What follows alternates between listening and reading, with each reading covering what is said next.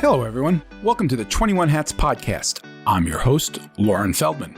This week, William Vanderbloemen tells Karen Clark Cole and Dana White that he's cautiously optimistic about 2021 because his clients are cautiously optimistic and because he's expecting lots of turnover as the pandemic recedes. William explains how he uses a Frankenstein customer relations system to track what his clients read on his website and to sense when those clients are getting ready to make a hire. The system then prompts the Vanderbloemen team to give the client a call. We also talk about why Karen is tired of being a best-kept secret and how Dana handles customers who have to be fired. Plus, there's a new tax credit you should know about that William calls pretty incredible, but that seems to be getting lost in the PPP shuffle. Even in good times, owning and running a business can be a lonely pursuit. Our hope is that these weekly conversations will, if nothing else, let owners know they are not alone in facing these challenges. Same thing with our daily newsletter, the 21 Hats Morning Report, which you can subscribe to at 21hats.com, where you can also find transcripts of our podcast episodes. This week's lineup features Karen Clark Cole, who is CEO of Blink, a user experience research and design firm in Seattle, William Vanderbloemen, who is CEO of Vanderbloemen Search Group, a recruiting firm based in Houston that works with churches and other faith-based organizations, and Dana White, who is CEO of Paralee Boyd, a chain of hair salons based in Detroit. The episode is titled Optimism in D Minor.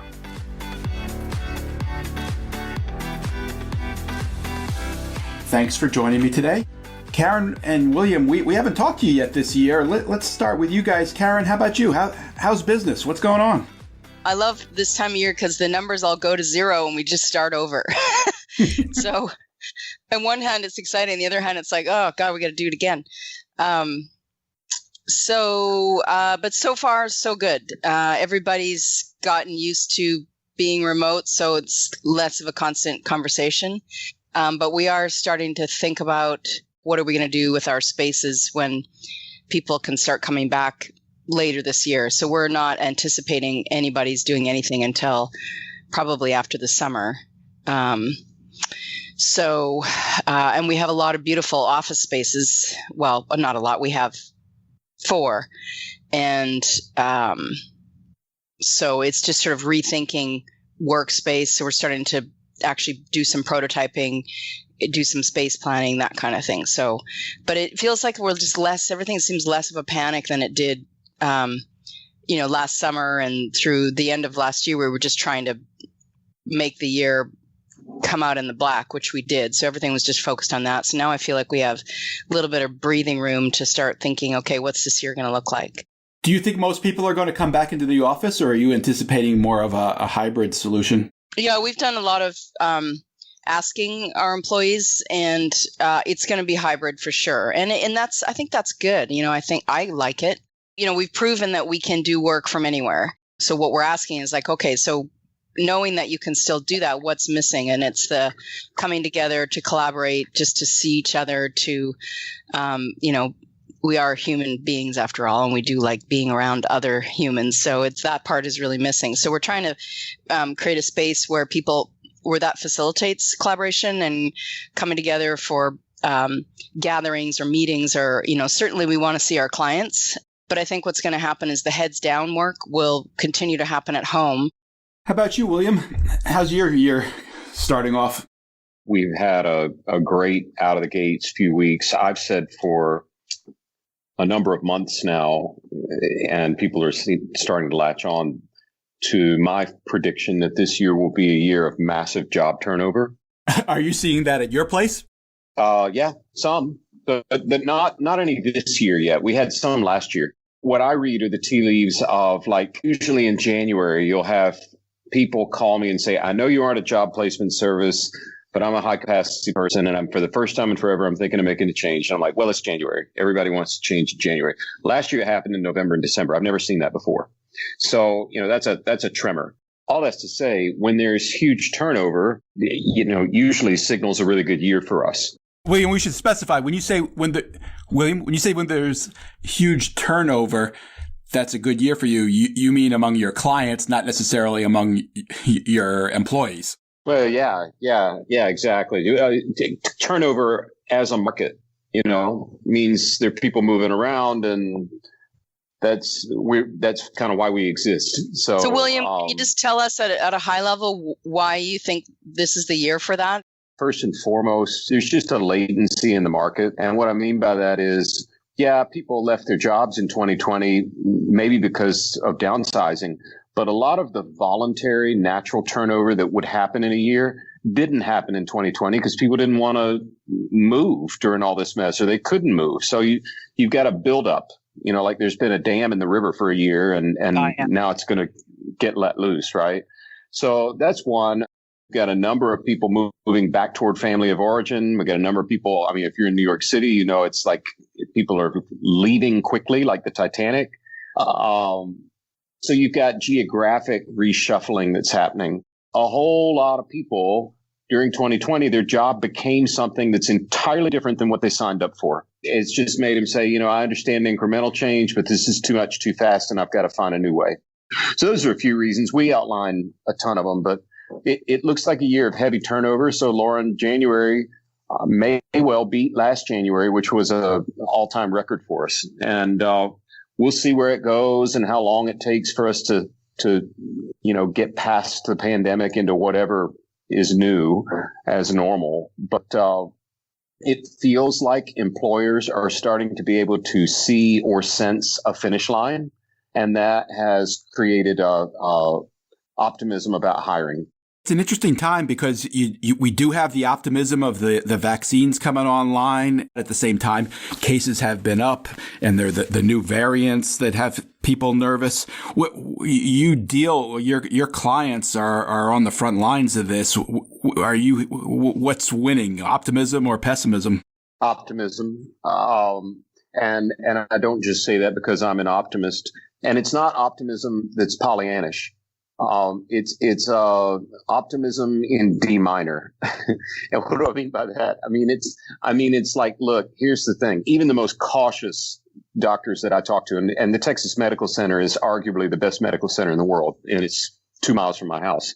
So even the most cautious doctors I'm talking to are like, yeah, the vaccine's going to get out. It's taking longer than we would like, but it's going to get out.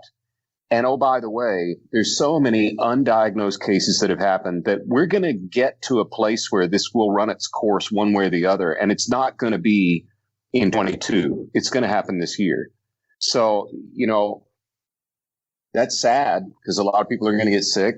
And that means a lot of people are going to be very sick, and probably the death numbers are going to keep going up. But I think my clients, what really dragged on them in 2020 was they all felt like, the Greek mythology guy Sisyphus that just rolls the rock up the hill and it rolls back down on him, and he has to roll it up the hill for all of eternity. And that was 2020. It was like, well, let's, flatten the curve. And then 30 days later, well, let's flatten it again.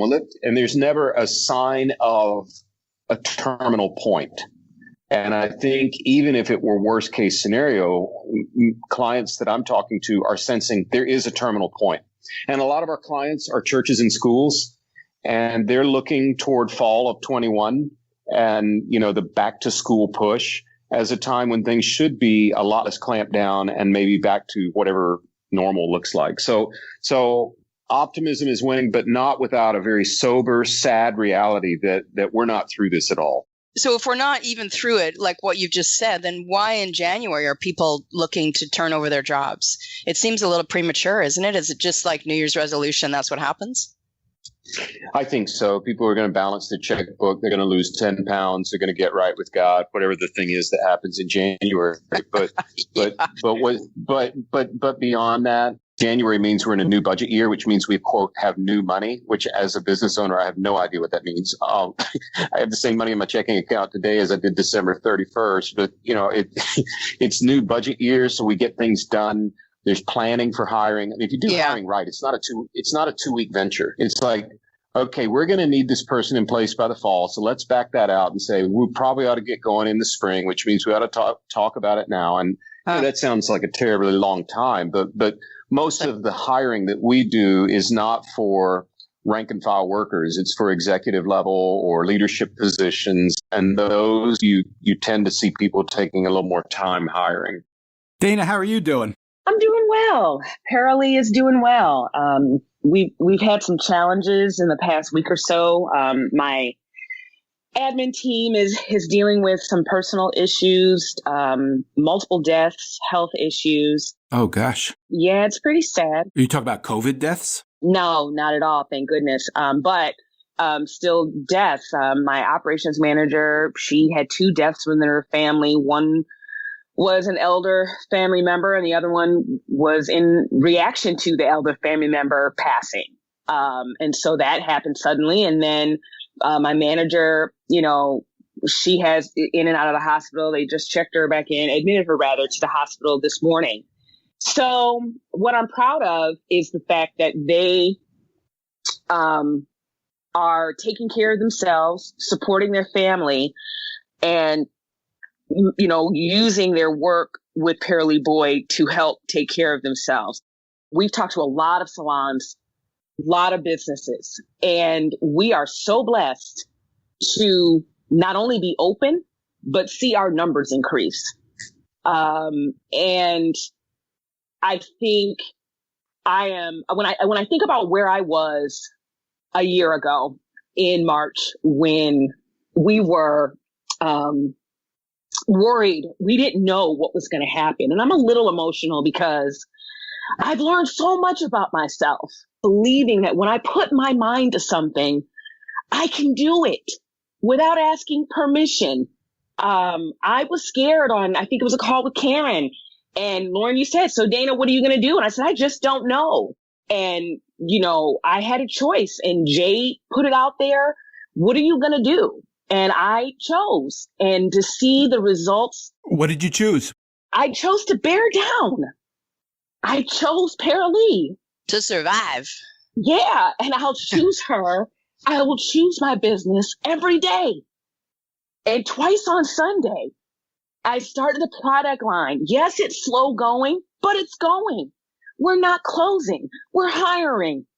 I chose not to climb the mountain, but to get on the Peloton and ride. Still get my workout in, but it doesn't mean I have to ascend. I don't have to scale Mount Kilimanjaro, but I can still build without moving. And I've learned the value of being still, getting my resources together, getting my PPP, winning demo day, which was awesome, applying for grants and loans, getting the work done. And on January, 2021, I'm still here and getting ready to market and grow the business. So yeah, I'm a little emotional because a year ago, I thought COVID was gonna take us out. Hair salon is standing over somebody, shampooing their hair. I'm not a restaurant where I can load up your food in the back of your trunk or your car. And to see my numbers, yeah, it's January. We had a slow week last week. Great googly muggly. It was the worst.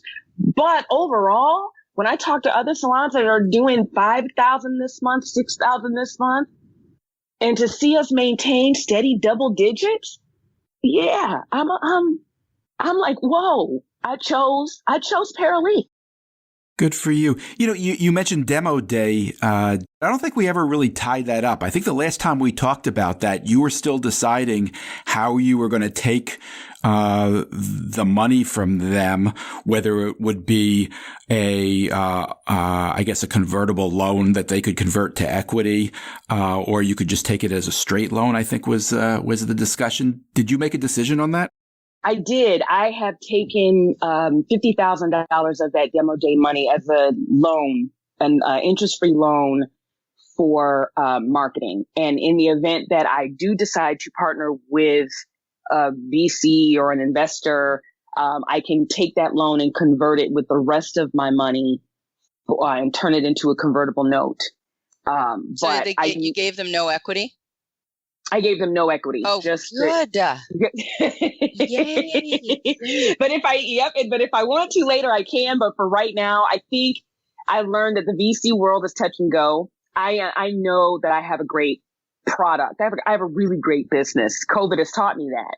And it's only as great as the people that I work with and the decisions that I make, the work I put into it. And so I choose Paralee. And so I'm going to start selling products on Amazon.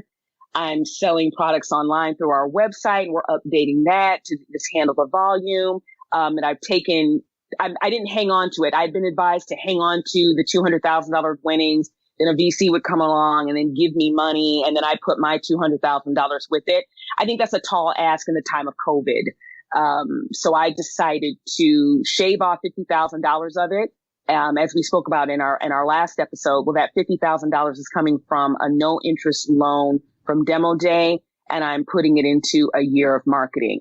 Are you planning on focusing that marketing on the salon or on the products or on both? Both.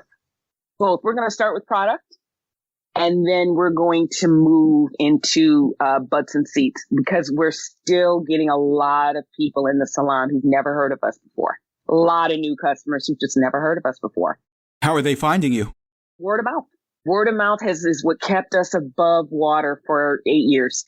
And I can do better. And so it's time to have an ongoing marketing budget, starting with this 50,000, and I will grow it. I'm nervous, of course, because wow, that's a lot of money. But I hear that, if marketing didn't work, nobody would do it. It's a lot of money, but it's not really a lot of money for marketing, right? Right. Well, you want to look at that as a percentage of your revenue, right? Mostly. Right. For a small business, yeah, it is. It is $4,000+ a month. Yeah, that's a lot for a small business like mine. But I'm fortunate enough to have the ability to do it thanks to Detroit Demo Day. I can do it. And I believe it's going to put us on the path to increase our revenue, to invest more in marketing and grow the company even more. Karen, you've talked in the past about your marketing, and I think you've expressed a sense that you're something of an undiscovered gem, that not enough people know about you, although you do have a ton of big, well-known clients. We do, but we're still, I describe it as the best kept secret, which is bad. So what are you doing about it? Well, I'm sort of laughing to myself listening to Dana, because if marketing didn't work, no one would do it. And it's so funny how it's so hard to spend that money. I mean, you're talking about it being a lot of money. It's always a lot of money, no matter what. It's like getting a new roof. It's painful to spend to me. Yes.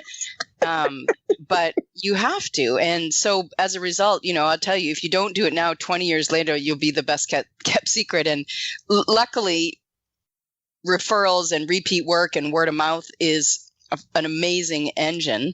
I think all of us see that. You do great work and you get referrals and you can keep going and you can grow your business, and 20 years later you'll be 30 million in revenue. I mean, that's what happened to us with hardly any marketing. And so now, though, we really want to break out of the, like literally 90% of our business is repeat referral work. Imagine. So you can do that all the way up to, millions and millions of dollars. And so now we want to keep those customers coming back, because that means we're doing great work. But we want to change that percentage. At least I do. I want to see that percentage more like 70% repeat even. Imagine if the other part were new business and new clients because of the efforts of our marketing work. So we're really focused on that now. My strategy is always to fire bullets all over the place and see what works. And then we put our money in one spot. But so in the last year and a half, we've been trying lots of little things and all outsourcing. We really had this realization probably 3 years ago that building a marketing team for us just didn't make sense, because we don't really know how to do that properly. And it would be so expensive to, hire someone who does know how to do it properly, that we thought we're just going to put our money, give it to the consultants who they come knowing what to do. And so we put money in lots of different little types of marketing, like, for example, analyst relations. So we're trying to have better connections with analysts in Gartner and Forrester and in newspapers with reporters. And so we hired small groups who are really good at that. And so they're helping us get traction there. And then a small group which is great at SEO, and a small group which is great at actually writing for those audiences. So we've gotten smarter about what's working for us. And so, for example, we had hired a content company that was just sort of generating, blog posts, and it just wasn't working for us. However, the analyst one was really working well. So we put more money there and took away money there. And so we're constantly just moving the pieces. So I'm excited to see it's working, and so that's good. But it took us 20 years to figure that out. When you say it's working, you're referring to your outreach to analysts and journalists, and yeah, we're getting great traction. We're in a Gartner report now, and so we're getting great traction, which is exactly what we wanted. Are you talking about traction in terms of people writing about you or actual clients coming in the door? Both. Our percentage is going down a little bit. So when the volume increases, but the mix of that is more new clients, then I'll know that we did it. It's really working. William, you've spoken in the past about your content marketing efforts, about how will you make everyone at the company, and I think you mean everyone, blog, and then that's your marketing. Any changes with you? If you do any kind of marketing or sales at all, people talk about the funnel, right? There's the top of the funnel where you attract people to pay attention to you, and then you move down the funnel to where they're engaging with you, and toward the bottom of the funnel, they're saying, well, what would it look like to hire you? And so you got top, middle, bottom of the funnel. And we think through that with our inbound marketing. Blogging is top of the funnel. But I think we've discovered something new I'm calling the very top of the funnel, the V tofu. We talk about top of the funnel being the tofu. And so I don't know if that's like vegan tofu, extra special or what, but it's and what do I mean by that? Well, you're opening a restaurant? Yeah, right. When churches and schools shut down in March and it got clear that no one was going to gather for Easter, which is unbelievable, it got real clear no one's going to be hiring for a while. And I started looking at the PPP program for our own use. But then when churches and schools and faith-based organizations got included as qualified entities to receive PPP, we just said, well, we could keep our money and just cut our costs, or we could keep everybody working hard and spend all our salaries resourcing other entities about how to get their PPP. And Lauren, we've directly counseled over 250,000 people now, and our email list is 3 times the size it was a year ago. Are you doing that again for the second round? Yeah. They're not as much because it's the people that are paying attention to the second round, generally speaking, are people who paid attention to the first round and have their ducks in a row. So what does that mean? That means they're people that may never, ever, ever come back to us for content, but now they're on our list. And they're not even really at the top of the funnel where they're reading a blog we wrote about staffing, or they're doing PPP, which really has nothing to do with a talent solution that lasts. It's a very temporary thing. But this very top of the funnel now has us asking questions. Well, what are the next very top of the funnels? What are the things that, we need to be the expert on if no one else is going to be? And just as goodwill, serve people and offer free content that really is not directly connected with what we do. And time will tell whether that pays off. How do you connect your PPP advising to talent searching? It wasn't some master plan. What we found out on the back end was we're advising people about how to keep their staff intact and how to keep their personnel budget above water. And we have an incredibly OCD database. So if you come on our website and eventually we have your email address, I can look backward at every time you've been on our website. We score you every time you're on it. We can tell what you're reading. There's a little bell that dings when you hit a certain score that says it looks like they're about ready to hire somebody. You should call them. And while the PPP advice won't score people very highly to begin with, it will be the beginning of a longer term relationship. When you help people receive free money from the government to keep their business afloat, they trust you, and then they want to hear more from you. And sooner or later, they will have a staffing need. I have to ask, what CRM system are you using that's so good that you love? Well, database. It's a Frankenstein. So if you think of it like Lego blocks, right? The base platform is Salesforce. Okay. And then I think the current owner of what we use is called Bullhorn, which is one of the bigger ones. And then we custom built a Snap-on top of that for faith-based, because there's some categorization and tagging that needs to happen there that's very particular. And then running right alongside it, I wish they could run together, but I haven't figured this out yet. HubSpot is really the key to the marketing piece. And they talk to each other fairly well, but it's a Frankenstein. I wish there were one solution. The CEO of HubSpot's like, don't use us as your CRM yet. It's too complex. Just use us for marketing. And so we're a weird little company. And for the moment we're in, we have a nice looking Frankenstein. So long as we're talking about PPP, have all three of you applied for round 2? Dana, I think you mentioned it. Yes, I applied, what was it, Tuesday? I went through my bank and put my application in, and it's under review. Much smoother process this time. Smoother process, but more detailed. My accountant, bookkeeper, financial manager lady, she went through the application with me. I did the first one by myself, but this one, when it came to the records that they wanted us to have, and just making sure I did it right, I just did it with her on the phone. It took me 20 minutes, maybe. No. And I got it done, got it in. So your bank has filed the application and you're waiting to hear? No, it's under review as of yesterday. I haven't checked it today. And they review it to see if they need any more information from you. And then if they don't, then they just send it on to the SBA. The people in my region have been getting approvals within days. I mean, literally putting it in on a Thursday, getting money in their account on Tuesday. How about you, Karen?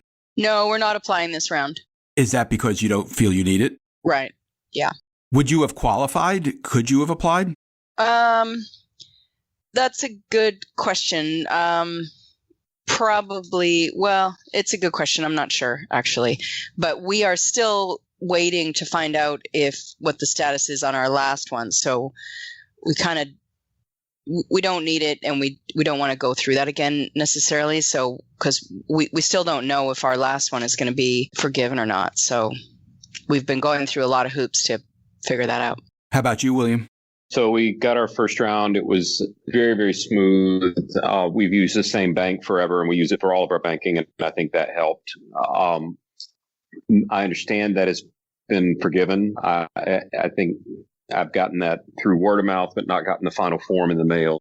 So this go round, our application was more complicated, not because the government made it more complicated, but just because our bank had serious technical issues that were a pretty major glitch. It was a mess. And I was frankly a little concerned that the money would run out because it's less money this go round, but we've done all we can do on our end. Have you learned anything this go round that you've been sharing with all your followers? Yeah, the employee retention tax credit, which is this tiny little niche thing. I don't know if that's language that any of you are familiar with, but it's a tiny little piece of this giant bill that was passed in early January. It's a pretty incredible tax break if you happen to qualify for it.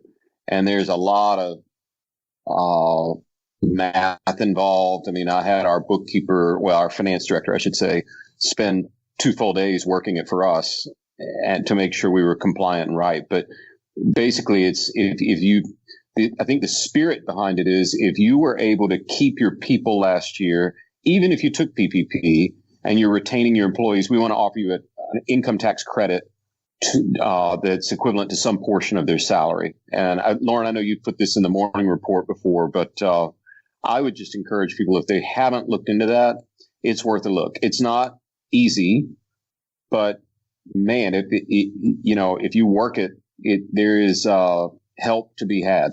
Is there one particular aspect to it that decides whether you qualify or not? Can you point us in the right direction of who this works for? Yeah, you have a good finance director who can figure that out for you. Okay. So, honestly, I'll plug the morning report, but you put it out there last week, I think, maybe? I forget it. I think it was the beginning of last week.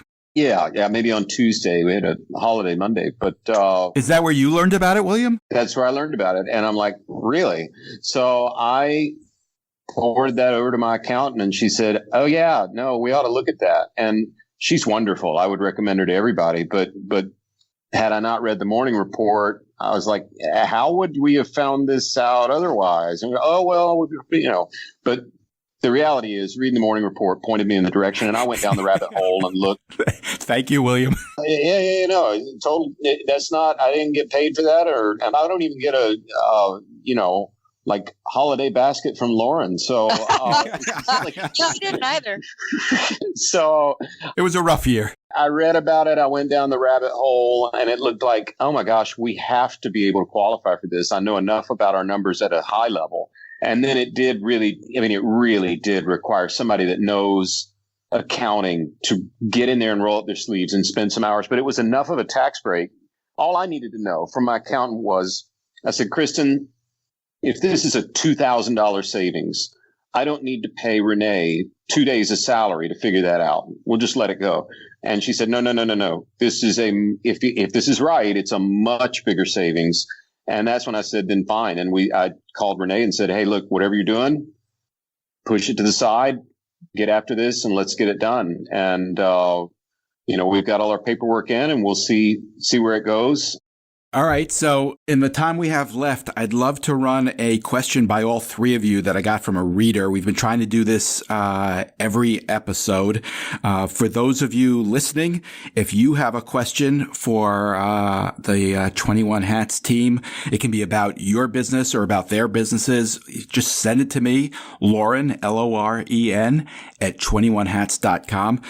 The question this week comes from a listener who preferred to remain anonymous, who asked, how do you decide when it's time to fire a customer? Have any of the three of you been in that situation? Yes. Oh, man. Yes. Do tell. Oh, yeah. Wow. You took me back. I've decided, not many, but on top of mine, there are a few customers that I have needed to fire. What does that mean? When you have a customer that comes in and disrupts the synergy of your business, when you have a customer who feels that their dollar is important, so important that they can change your business model. I know you don't do it like this, but because I'm paying for it, you're going to do it like this. When you have a customer that feels like their service of is the same as in servitude to, then you know you have to fire a customer and ask them not to come back. And then sometimes when during that conversation, you see the change and then you give them one more chance and you realize that, yeah, this is just who they are and we are not the business for you. It's the entitlement. I've had several customers that we've had to pull aside when everybody's tense and they're not doing their best work because they know there's a customer in their chair that's going to read us the riot act on every little thing, then we probably suggest that this is not the salon for you. Have you had to do it with someone who was a loyal customer? Yeah, weekly. It was painful? Yeah, weekly customer. It wasn't painful because once you left, I noticed that my staff needed to recover. We had a mother who had a mixed daughter, and her daughter had, thick and curly hair, and she would scream at her child. This is why your effing hair, it's the death of me. And her daughter would just scream and cry in the chair. I'm sorry, Mama, I'm sorry. Yeah, no, you're not. No, we tried to work with her. We tried to give her tips. And then she got mad at us. And once they would leave, my staff needed to recover, which affected the customers who were there after, who didn't know what just took place in the salon. So no, we had no problem saying goodbye to her. It's probably a little bit different with a B2B customer, such as you, Karen, would have. Have you been in that situation? Yeah, luckily not as often as you might think over the years, but so how we work with our clients is very collaborative. So they become part of our team, or we become part of their team. So the way we work together is really important. And in a couple of cases, in a handful of cases, there have been clients who, because of their behavior or their attitude or their unwillingness to collaborate, has not allowed us to do our best work, or in some cases even be successful in the work that we're doing. And And then, in the worst case scenario, it's similar to Dana in that the recovery of our employees is, it's not worth it because they are, there may be a toxic environment in either the client's company, the way they are as an organization, or that team not functioning well together. And we don't tolerate that at all within our company. Have you had a tough one where you had to walk away from a big client? Oh, it's all money. Yeah. I mean, it's all real revenue and every dollar counts. So yeah, it's never what we want to do, but it's never hard once you realize what's happening. The decision is usually quite easy.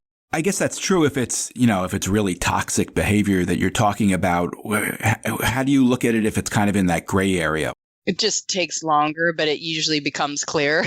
Yeah. If it's repeatedly happening, we'll try to get through the project and do our work, and usually that's what happens is we finish it and then we won't work with them again. So we finish it off, we survive, we heal our wounds, and then we vow to not work with them again. How about you, William?